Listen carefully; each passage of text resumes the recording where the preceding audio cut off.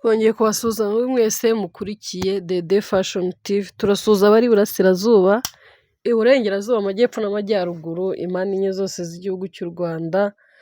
Turasuhuza abantu bari mu mujyi wa Kigali, abantu bari mu diaspora bari hanze y'u Rwanda, mwese turabasuje cyane, tubifuriza imigisha y'Imana myinshi. Rero uyu munsi impamvu mvugiye muri ino video ni uko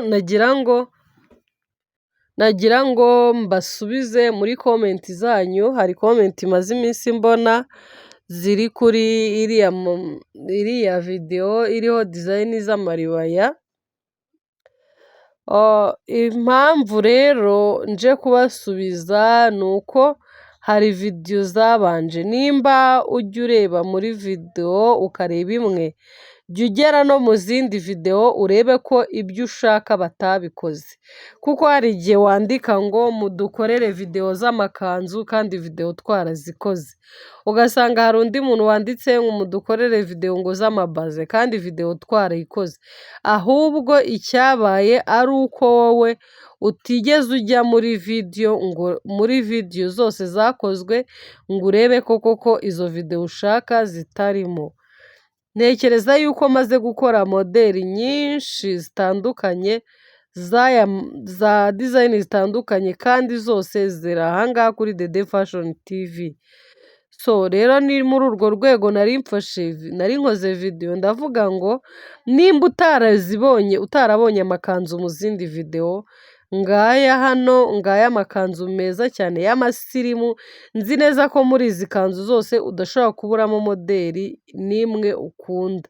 Harimo utumodeli nk'aka ngaka rwose, utu tumodeli turi gukurikirana ni utumodeli turyoshye. So ndabashimiye cyane mwese rero, mukomeze mukurikire Dede Fashion TV, mukore subscribe, like, share na comment, hanyuma dukomeze turyoherwe guys. Imana ibahe umugisha guys. Ntimukibagirwe gukora share, biba byiza cyane kuko bituma izi video zigera n'ahandi hose. Ciao, bye.